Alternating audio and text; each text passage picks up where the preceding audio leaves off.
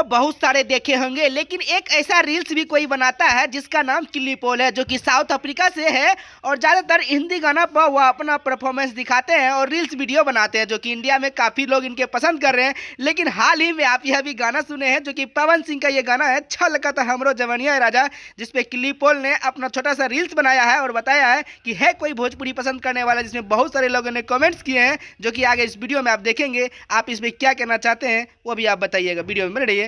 नमस्कार।